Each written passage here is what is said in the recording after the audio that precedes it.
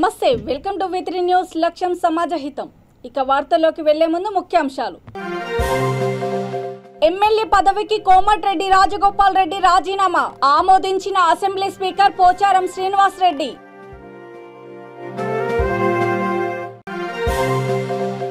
Private వ్యక్తుల చేతుల్లో బాసర ఆలయం బందీ, మహిళా హోంగార్డులు కరువైన వైనం.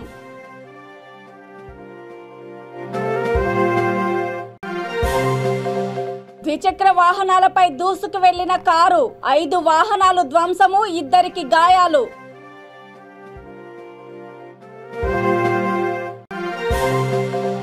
టమాటా రైతులకు ఎకరాకు 50,000 నష్టపరిహారం ఇవ్వాలి. రోడ్డుపై టమాటాలు పారబోసి నిరసన తెలిపిన అనంత రైతులు. ఇక డీటెయిల్స్ చూస్తే, నల్గొండ జిల్లా మునుగోడు ఎమ్మెల్యే పదవికి కోమటిరెడ్డి రాజగోపాల్ రెడ్డి రాజీనామా చేశారు. సోమవారం ఉదయం అసెంబ్లీ స్పీకర్ పోచారం శ్రీనివాస్ రెడ్డిని కలిసి తన రాజీనామా లేఖను అందజేశారు. కోమటిరెడ్డి రాజీనామాను స్పీకర్ ఆమోదించారు. ఈ విషయాన్ని స్పీకర్ కార్యాలయం అధికారికంగా ప్రకటించింది. అనంతరము గవర్నర్ తమిళిసైని కలిసేందుకు రాజగోపాల్ రెడ్డి అపాయింట్మెంట్ తీసుకున్నారు.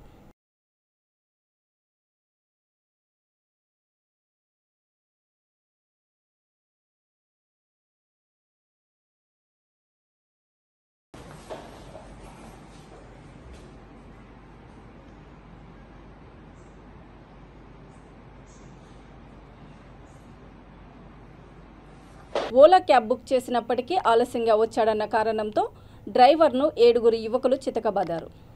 ఈ సంఘటన రాజేంద్రనగర్ పోలీస్ స్టేషన్ పరిధిలో చోటు చేసుకుంది. వివరాల్లోకి వెళ్తే, పాత బస్తీకి చెందిన ఫైజల్ కారు డ్రైవరు శనివారం రాత్రి 11 గంటల సమయంలో ఉప్పరపల్లికి చెందిన వినయ్ రెడ్డి అనే వ్యక్తి ఓలా యాప్ ద్వారా కార్ బుక్ చేశాడు. ఫైజల్ ఈ బుకింగ్ని స్వీకరించి ఉప్పరపల్లి ప్రాంతానికి వచ్చాడు. క్యాబ్ అరగంట పాటు ఆలస్యమైందంటూ వినయ్ రెడ్డి డ్రైవర్తో గొడవ పెట్టుకొని తన స్నేహితులతో కలిసి చితకబాదాడు. దీంతో డ్రైవర్ ఆ విషయాన్ని తన ఓనర్కి చెప్పాడు. ఓనర్ సంఘటనా స్థలానికి రావడంతో అతనిపై కూడా ఆ యువకులు దాడి చేశారు.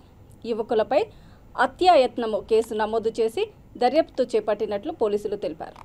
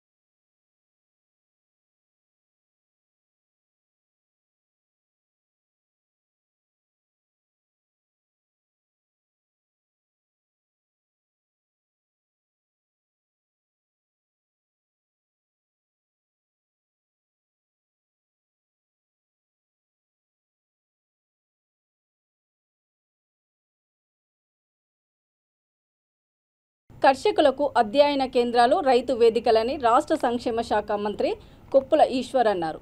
పెద్దపల్లి జిల్లా అంతర్గం మండలము సోమనపల్లిలో రైతు వేదిక భవనాన్ని రామగుండం ఎమ్మెల్యే కోరుకంటి చందర్తో కలిసి ఆయన ప్రారంభించారు.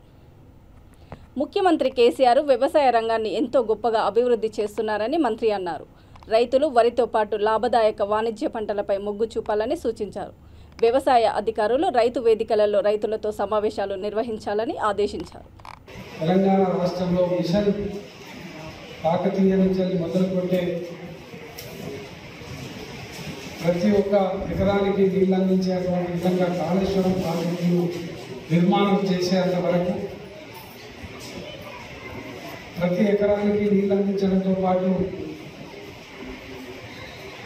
ప్రతి రైతుకు కూడా 24 గంటల ఉచిత కరెంటును ఇస్తూ ఎరువుల కొరత లేకుండా రైతు బంధు పథకం ద్వారా రైతుకు ఆర్థిక సహాయాన్ని అందిస్తూ రైతు బీమా పథకం ద్వారా రైతు కుటుంబాలను ఆదుకుంటూ రైతు సంక్షేమ ప్రభుత్వంగా భారతదేశంలో ఏ రాష్ట్రంలో లేనటువంటి విధంగా ఒక రైతుల కోసం ఆలోచన చేస్తున్నటువంటి ఏకైక ముఖ్యమంత్రి మన కేసీఆర్ గారు మాత్రమే. తెలంగాణ రాష్ట్రం ఏర్పడ్డ తర్వాత తెలంగాణ రాష్ట్రంలో పండిస్తున్నటువంటి పంటలను వేరే ఏ రాష్ట్రంలో లేనటువంటి విధంగా రైతు వేదికలను ఏర్పాటు చేసి రైతులకు ఒక ఆదాయకరమైనటువంటి పంటలు పండించాలని ఎప్పటికప్పుడు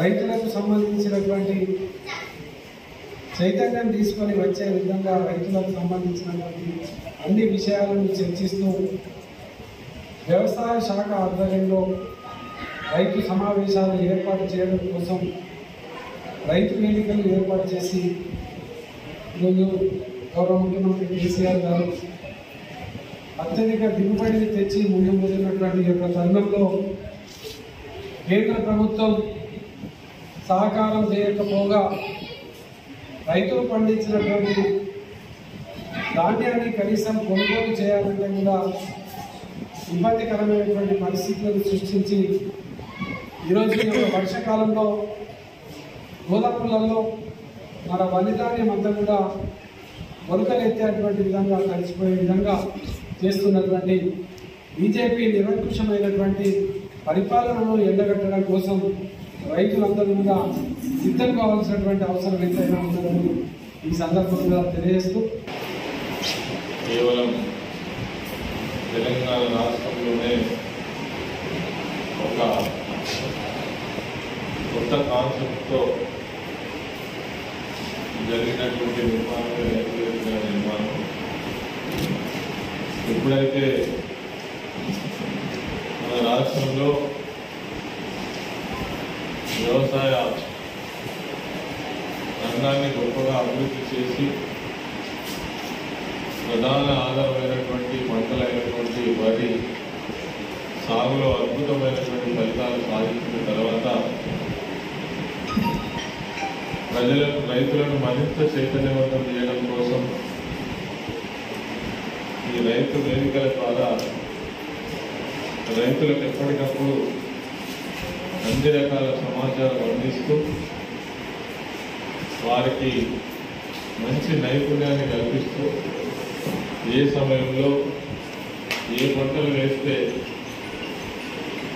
లాభదాయకంగా ఉంటుంది, అదేవిధంగా పంటల మార్పిడికి సంబంధించినటువంటి విషయంలో కూడా రైతులకు మంచి అవగాహన కల్పించే ఉద్దేశంతో మన గౌరవ ముఖ్యమంత్రి గారు ఈ రైతు వేదికల నిర్మాణానికి శ్రీకారం చుట్టడం జరిగింది. వాస్తవంగా ఇవి రైతులకు అధ్యయన కేంద్రాలుగా వెళ్ళాలి. ఇక్కడ మరి ఏఈఓలు కూడా ఉన్నారు. మీరు నిరంతరం రైతులతో సమావేశాలు జరిపే ప్రయత్నం చేయాలి. నల్గొండ జిల్లా మిర్యాలగూడలోని ఖమ్మం రోడ్డులో ఆర్డీఓ కార్యాలయం ఎదురుగా ఓ కారు అదుపు తప్పి ద్విచక్ర వాహనాలపైకి దూసుకు వెళ్లింది. ఈ ప్రమాదంలో 5 వాహనాలు ధ్వంసం కాగా 2కి గాయాలయ్యాయి. ఆర్య సమాజ్ మందిరం నుంచి తహసీల్దార్ కార్యాలయం వరకు రోడ్డు పక్కన నిలిపి ఉన్న ద్విచక్ర వాహనాలపైకి దూసుకు వెళ్లడంతో పాటు ఎదురుగా వస్తున్న వాహనాలను సైతం కారు ఢీకొట్టింది.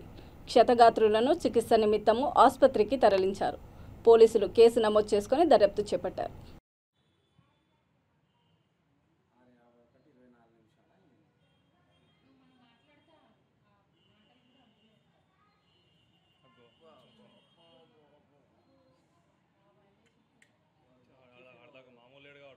దేశంలోనే ఎంతో పేరు ప్రఖ్యాతులు కలిగిన సరస్వతి ఆలయము నిర్మల్ జిల్లాలోని బాసరలో కొలువై ఉంది. ఎంతో ప్రసిద్ధి చెందిన ఈ ఆలయము ప్రైవేట్ వ్యక్తుల చేతుల్లో ఇప్పుడు బందీ అయ్యింది.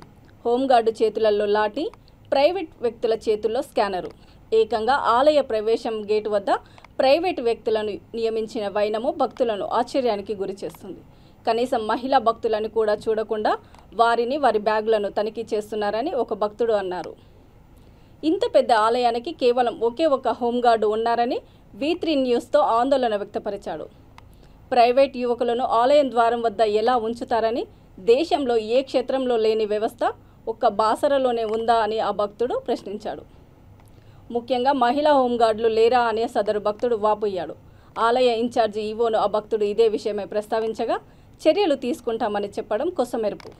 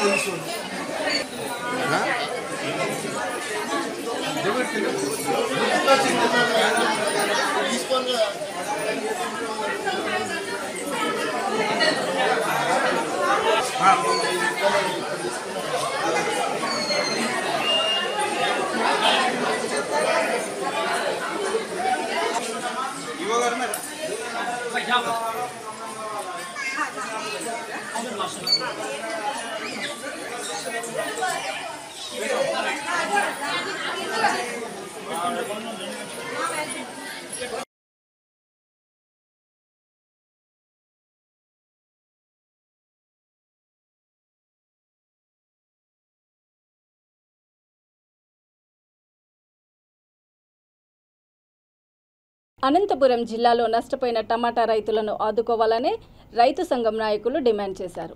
అనంతపురంలోని టవర్ క్లాక్ వద్ద రైతులు రోడ్డుపై టమాటాలు పారబోసి వినూత్నంగా నిరసన చేపట్టారు. ఈ సందర్భంగా పలువురు రైతు సంఘం నాయకులు మాట్లాడుతూ జిల్లా వ్యాప్తంగా 15 హెక్టార్లలో టమాటా రైతులు పంటలు పండించారని, గిట్టుబాటు ధర లేక తీవ్ర నష్టాల్లో ఇబ్బందులు పడుతున్నారని గుర్తు చేశారు. ప్రభుత్వం స్పందించి నష్టపోయిన టమాటా రైతులకు ఎకరాకు 50,000 చొప్పున ఇవ్వాలని వారు డిమాండ్ చేశారు.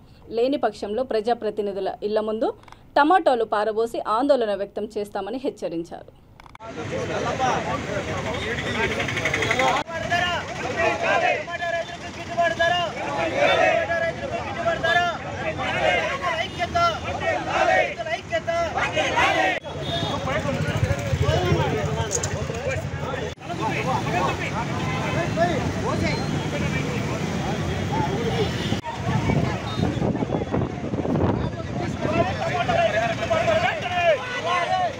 సూర్యాపేట జిల్లాలో గంజాయి ఇతర అసాంఘిక కార్యకలాపాలకు పాల్పడితే కఠిన చర్యలు తప్పవని జిల్లా ఎస్పీ రాజేంద్ర ప్రసాద్ హెచ్చరించారు. ఈ మేరకు ఎస్పీ పోలీస్ కార్యాలయంలో విలేకరుల సమావేశంలో మాట్లాడుతూ ఈ సందర్భంగా జిల్లాలోని పాలకీడు, మునగాల, చిలుకూరులో పోలీసులు వాహనాలు తనిఖీలు చేస్తూ ఉండగా సుమారు 400 కేజీల గంజాయిని స్వాధీనం చేసుకున్నట్లు తెలిపారు.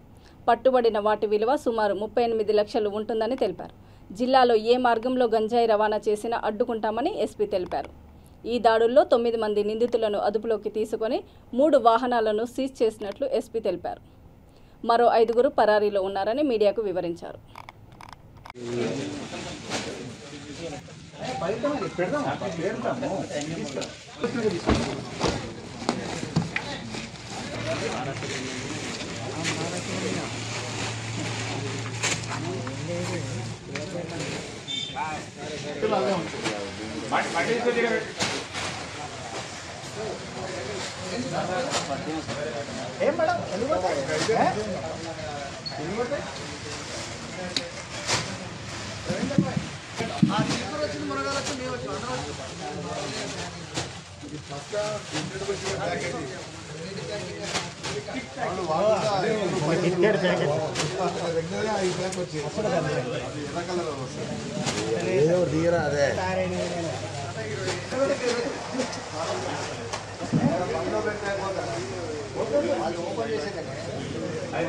ప్యాకెట్లు రావు.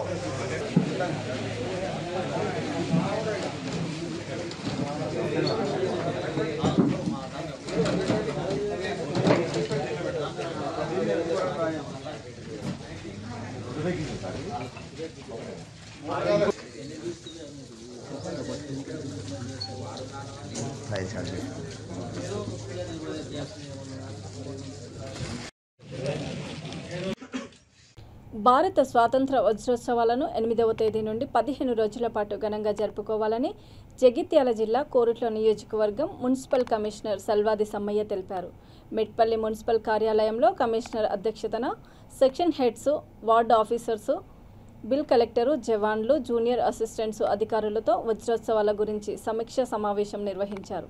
ఈ సందర్భంగా కమిషనర్ మాట్లాడుతూ స్వాతంత్ర్యం కోసం పోరాడిన మహనీయుల ఆవశ్యకత గురించి నేటి తరం తెలుసుకోవాల్సిన అవసరం ఉందన్నారు. ప్రతి ఇంటిపైన జాతీయ పతాకం ఎగురవేసి స్వాతంత్ర్య సమరయోధుల త్యాగాలను స్మరించుకోవాలని తెలిపారు.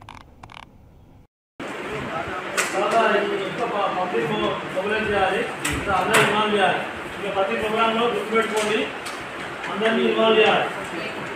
ప్రతి ప్రోగ్రాంలో పబ్లిక్ మెయిన్గా పబ్లిక్ ఇన్వాల్వ్ చేయాలి, కౌన్సిల్స్ ఇన్వాల్వ్ చేయాలి. అందరూ హెడ్ క్వార్టర్ మెయింటైన్ చేయాలి. అందరూ వెరీ వెరీ ఇంపార్టెంట్. ఇది మేడం చెప్పి ఎస్ఎస్ చెప్తున్నా జూమ్ మీటింగ్లో అందరూ హెడ్ క్వార్టర్ మెయింటైన్ చేయాలి.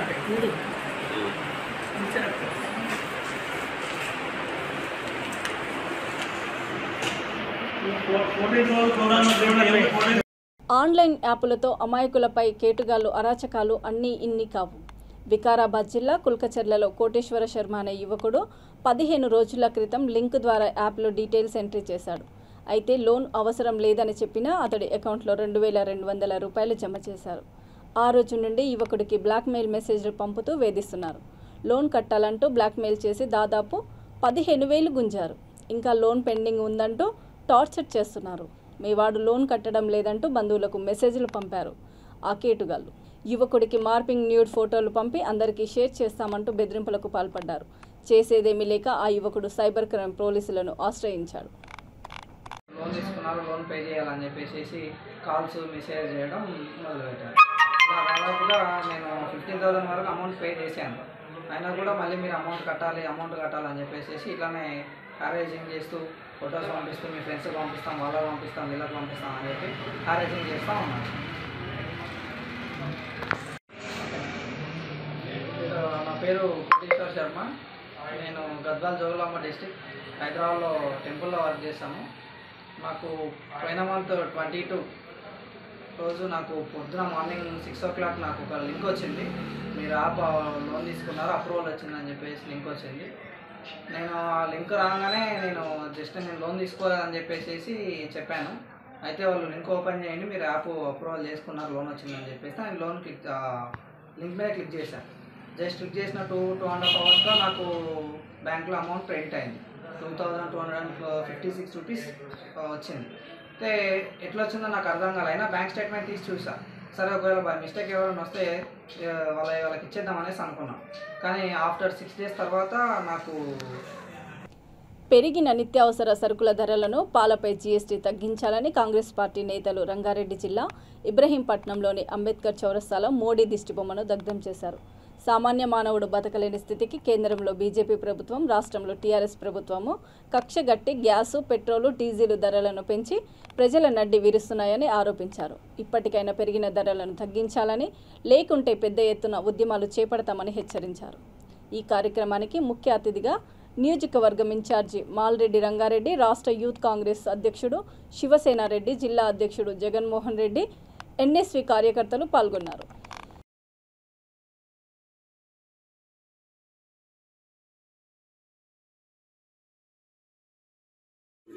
ఈరోజు ధరల పెరుగుదల పెట్టిండో వీటన్నింటినీ తీసివేయాలని చెప్పేసి ఈరోజు యూత్ కాంగ్రెస్ పక్షాన కోరుతున్నాం.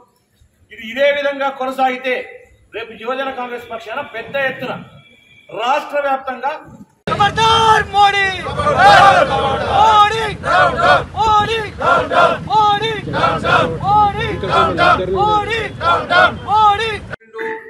ఈ కేసీఆర్ కుటుంబం కోసం చేశాడు, ప్రజల కోసం. 3 ఎకరాల భూమి అమ్మి ఇస్తున్న భూమి కొని ఇవ్వడానికి చేయలేదు. లేకపోతే డబుల్ బెడ్రూమ్ ఇల్లు కట్టిస్తున్న డబుల్ బెడ్రూమ్ ఇల్లు కట్టియకుండా కట్టించుంటే తప్పు చేస్తే మేమన్నా ఊరుకుంటూ, లేకపోతే నిరుద్యోగులకు నిరుద్యోగ వృత్తి ఇస్తున్నాడు, అది కూడా లేదు. కానీ అప్పులు మాత్రం పెంచుడు. ఎందుకు పెంచుండు? పేరు కాళేశ్వరం, తిన్నది కేసీఆర్. ఇంత ఘోరం నేరమేమో ఈ రాష్ట్రంలో నడుస్తుంది. ఆయననేమో మోడీ ఏమో ఆడ కూర్చొని విపరీతమైనటువంటి జిఎస్టీలు పెంచుడు, వానికి కావాల్సింది వాడు పెంచుకుంటుండు, వీనికి కావాల్సింది వీడు పెంచుకుంటుండు. కానీ మునిగిపోతున్నాం ఎవరమంటే సామాన్య మానవుడు బతకలేని పరిస్థితులు వచ్చింది.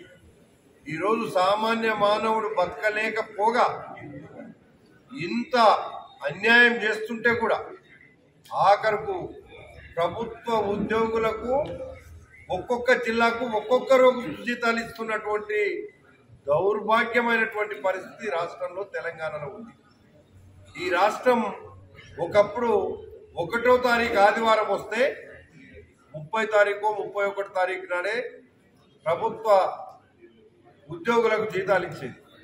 ఈరోజు 25 తారీఖు దాకా కూడా నెలకొక జిల్లాకు పంపుతున్నాడంటే ఎంత దౌర్భాగ్యమైనటువంటి పరిపాలన ఉందో మీరు చూడండి. ఈ కేసీఆర్ కూడా ఎప్పుడు తెలంగాణ రాష్ట్రాన్ని వదిలిపెట్టి పారిపోతాడో కూడా అర్థమైతలేదు. మొన్న ఒకడు పోయిండు కదా, పారిపోయింది అక్కడ శ్రీలంకలో ఎట్లయితే ప్రెసిడెంట్ పారిపోయిండో కేసీఆర్ మొదలే అన్ని తయారు పెట్టుకొని పారిపోతాడు. ఆయన కుటుంబం ఇప్పటికే అన్ని డబ్బులు అక్కడ పెట్టుకున్నాడు తీసుకుపోయి. ఎప్పుడు పారిపోతాడో తెలియదు. అందుకే తెలంగాణ ప్రజలను నిండుగా ముంచినోడు కేసీఆర్. ఈ భారతదేశంలో ఉండే ప్రజలను నిండుగా ముంచుతున్నది మోడీ. ఇక వార్తలు ముగించే ముందు ముఖ్యాంశాలు మరోసారి. ఎమ్మెల్యే పదవికి కోమటిరెడ్డి రాజగోపాల్ రెడ్డి రాజీనామా ఆమోదించిన అసెంబ్లీ స్పీకర్ పోచారం శ్రీనివాస్ రెడ్డి.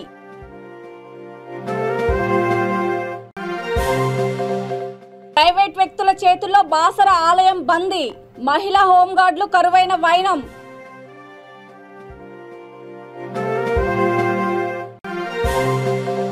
ద్విచక్ర వాహనాలపై దూసుకు వెళ్లిన కారు, 5 వాహనాలు ధ్వంసము, 2 గాయాలు.